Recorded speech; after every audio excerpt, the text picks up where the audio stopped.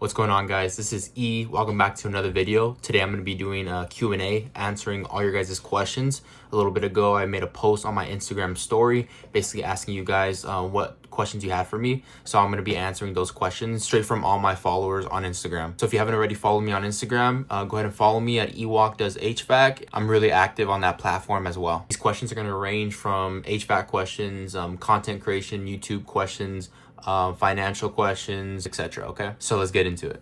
I'm gonna read these two questions because they go along with each other. One of them is how to not get discouraged when you're working 60 hours plus a week, and the next one is basically what's your drive, what drives you. And those two questions go really well together because what gets you through those 60-hour weeks is your drive, your why. The beginning of my career, I really invested a lot of time in working in HVAC. I was working 60 plus hours a week throughout the summer, literally just 2 years ago probably. And it's your why that powers you, your drive, to get through those days. So you just really need to come up with your why. What's your why for doing what you're doing? Why is it that you are working so much? What is your end goal? What are you trying to achieve? Is it financial freedom? Are you trying to buy a house? You trying to get married, have a family? Those are your whys. And when you think about your whys, that's what drives you for those long and tough days. And it's not something that just motivates you. It's just something deeper than that. So for me personally, I don't come from money, and I was born in 2005. In 2008, the market crash really affected my family. We lost our home. A little ways after that, I basically grew up in a trailer, and I did not want that for my family. I hated that feeling. So that is my why. I want to have a comfortable roof over my head for my future family. So that is like my main why that really moves me to get through all this. And a lot of people play a victim card as I was born in poverty and I'm not going to be able to get out of this. And it's literally just a mindset. Generational poverty is not about money. It's about mindset. Just because you grew up with no money, you come from a poor family, has nothing to do with anything. You are in control of your own situation. It's all about mindset. There's some things I can do to help myself feel more confident in the field. Well, HVAC isn't really rocket science, so YouTube is where I learned all of my stuff that helped me gain confidence in the field. So YouTube, HVAC school, I'll list a couple HVAC channels that helped me out. But those channels is what I watch. I've lived and breathed it for a season because there's going to be a season in your life where you want to improve. So you're going to invest a lot of time into HVAC and studying and literally just trying to get better and gain knowledge about it. So YouTube helped me with that, as well as being an apprenticeship out in the field with another technician that helped me gain confidence, asking a bunch of questions. You're gonna have to do things that other people find boring, and it's not just gonna be for a month, a year. It's gonna be a whole season. You have to sacrifice those things that other people find interesting so that you can focus on the one thing that you guys want most, and that's being confident in the field, being a great HVAC technician, and working towards being probably an owner, etc. Next question is, what is the key to getting more viewers on your content? Well, first you got to find your style. I don't know if you guys are trying to do YouTube, long form content, short form content, but you got to find your style and how you're going to present your videos. There's a few ways you can go about it.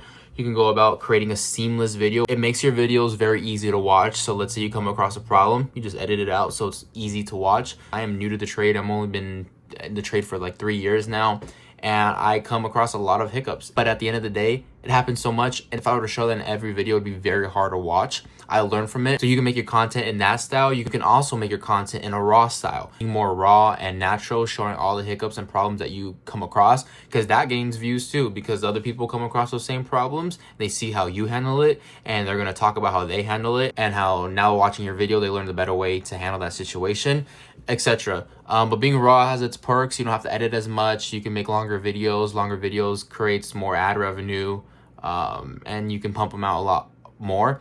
I really want to get to that point where I can just post raw content, like the HVAC guy Kurt. He posts pretty raw content. Sometimes his videos can be 30 to 40 minutes long, and I love that, and that's what helped me learn, because it was showing everything, no cuts. So I was learning from the start of the service call to the end of the service call, what he figured out, how he figured it out, and that helped me be more comfortable in the field. So there's that content. So a lot of people benefit from him. He's a huge content creator and he pulls a lot of views. So obviously that style of content works. Once I get to a point when I'm better at troubleshooting and I'm able to work with less mistakes, I'm going to do that for sure, because it's a lot simpler. So you choose your content style by looking at other YouTubers like me, Kurt, other guys, Adrian in the field, and you choose which style you want to do, and you basically kind of mimic them and see what works for you and make some adjustments to make it your own and just pump out content. You just keep pumping out content, staying consistent. When I first started, I was posting videos 2 times a week for the longest time, and that helped me grow exponentially. Now I slowed down. I was really slacking. I was posting every 2-3 weeks, but I got an editor on board to help me keep up with that slack. So now I'm posting once every week. I want to pump out content more because the content is there. The only thing holding me back is just editing. So now that I got an editor, it'll speed things up, but the goal is to pump out 2 videos a week again like I used to. But yeah, post that long form content on YouTube, the same footage you get from YouTube, chop it up in shorts, post those shorts, and you can click your long form video related to the short, and it'll funnel your viewers from that short to the long form video, and it'll grow that long form video. Same thing with Instagram Reels, TikTok, stuff like that. Just post that short form content as well. That stuff helps you grow, pulls in a lot of subscribers and followers. You use the same content across all your platforms. That's what I personally do, and it's been great. Some advice, some tips is having good video quality and good audio quality. Those 2 things make a video very easy to watch. Viewers notice. When you guys are posting your content, create a personal brand, meaning show yourself, talk to the camera, have your viewers get to know you, your personality, etc. Because your viewers are going to come back for you. Not just your content, but they're going to like you as a person, and they're going to want to come back. Don't do it for the wrong reasons like money. I started my channel because I took a lot of pride in my work, my van setup, etc. So I really was just showing off my work, the stuff that I would get into, my van setup. I loved how clean and efficient it was, so I would show that off from time to time. The money is a byproduct. When you're gonna make troubleshooting vids again, all your videos are just sponsors now. Trust me, guys, I want to make more troubleshooting vids. The reason I haven't been recently is because I was going through a transition change in companies, and I wasn't recording much. I was getting used to the whole flow, getting a lot of training, so I wasn't really pumping out content like that. So I was just kind of using content I had, or maybe that wasn't troubleshooting content. But I know all you guys want troubleshooting vids, and I want it too. It does really well on YouTube. Definitely will be focusing on that more, just like my last video. And sponsors, I get a lot of comments about them, you guys complaining, but you guys got to understand, I have a goal of opening my own HVAC company. If you guys know how much it takes to open a company, it is not cheap. So with sponsors, it helps me to get closer to that goal. I think a lot of you guys aren't educated or aware of how much sponsors will pay you, but I hope you guys can respect the use of sponsors, because that's what's going to get me closer to my goal of becoming a business owner a lot faster than I would have without them. How do you invest your money? So my bank account is the hub for my money. It's the first step. My money goes in my bank account. It doesn't stay there for long. I don't normally keep over $2,000 in my bank account. I just keep enough for like expenses and stuff like that. After that, it hits my high yield savings account with a 3.5% APY. So it's just the amount of interest it accumulates every single month, depending on how much money is in your high yield savings account. Right now, I'm accumulating around $40 a month of interest in that account just for having my money in that high yield savings account. That account is mainly to fund my startup on my HVAC company. From all the financial videos I've watched, the rule of thumb is to put 10% of your check into a Roth IRA and into the S&P 500. But I always end up putting a lot more than 10% because I don't need the capital right now. So S&P 500 and 401k for retirement. There's a bunch of brokerage accounts you can use, like Fidelity, Charles Schwab, which I use, or Webull, etc. Next question is, how long did it take for you to save for your Ram ProMaster van? The car I was driving at the moment, I knew that the transmission was acting up, kept slipping, so I knew it was going to go out. It's infamous for those transmissions on that specific vehicle to go out. So I was already putting money aside for a vehicle. So when it did go out on me, I was left with the decision if I should get a economy car that would get me to point A to point B.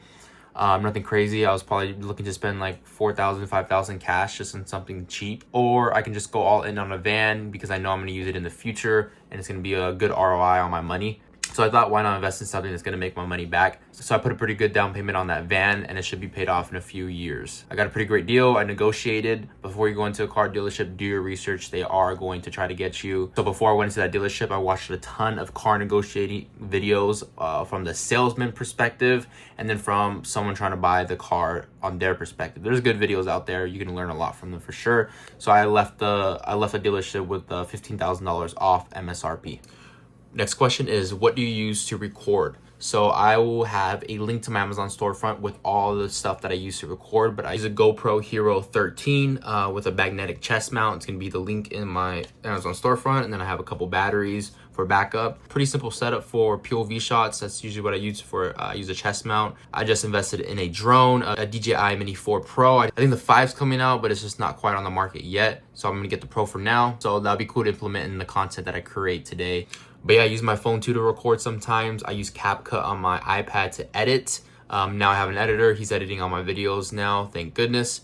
That is a lot when it comes to content creation. It's just the editing that's really time consuming. The content, it's there, it's easy to make. It's just really just the editing that takes a lot of time. The link to all my camera setup gear, my tools and everything is in my description. It's gonna be in my Amazon storefront link. And surprisingly, a lot of tools through Amazon are significantly cheaper than when you buy them at the supply house.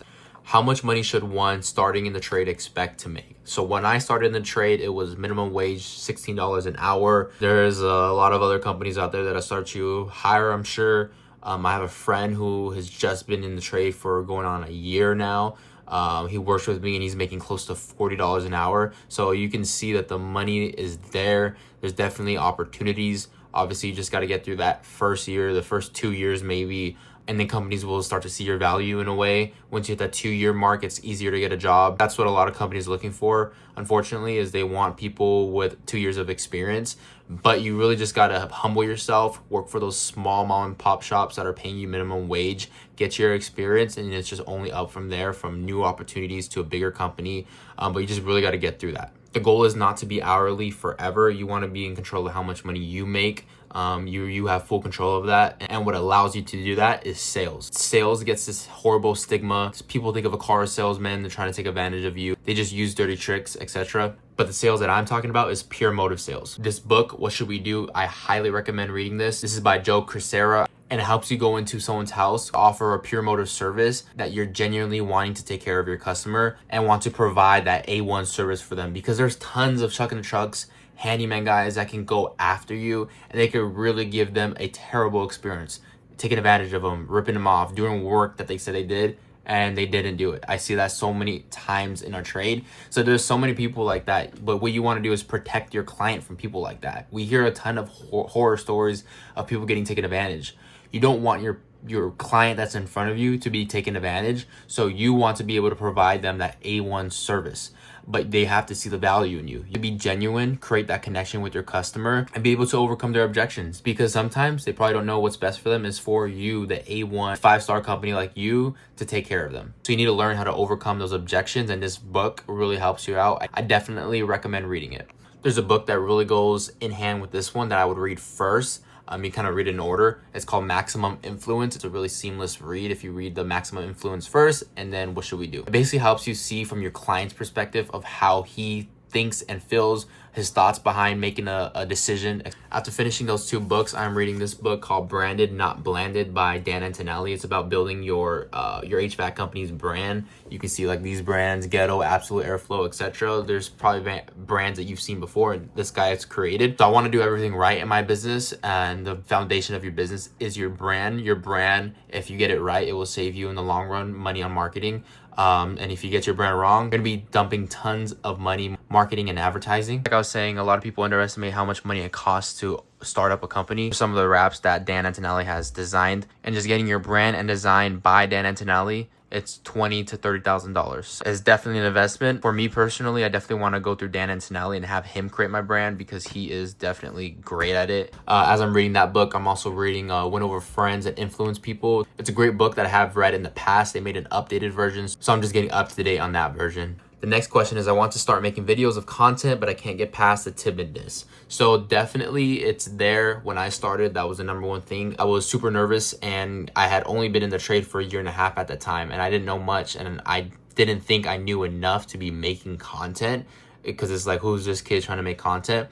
But at the same time, you're never going to be at that point where you know everything. There's never going to be a perfect situation. So you have to really just do it now. Even if you've been in the trade for a day, just film your journey of trying to become the best HVAC tech. No doubt there's going to be people commenting on your videos, just straight up hating. It's expected. And if you're new, just think to yourself, like, you're still learning. Like, why? There's no reason for someone to comment hateful stuff on your videos while you're still learning, and it be justified. just send it, man. Put yourself out there, create that content. Don't care what anyone says. That hate comments, they're gonna come in, but they're gonna fuel your channel. They're gonna keep it growing, because those hate comments, they count as interactions, and those interactions means that more people are commenting. Even if it's hate or not, more people are watching. Is gonna send that video out to more people. So it helps and feeds the algorithm if you get hate videos. So sometimes where I do something in the video and I know it's gonna get a lot of comments, and I can clarify it in the description or the title of the video, just so it can clear it up, and so they don't think something of it.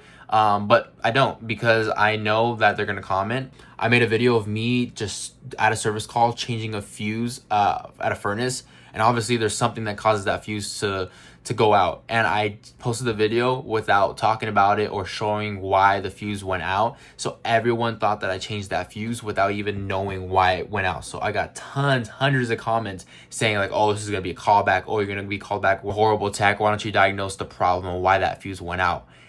I got that. I posted on TikTok. That's the feedback I got. And when it came time to post it on Instagram and YouTube Shorts, I was contemplating if I should put in the comments like, oh, the fuse went out because of this.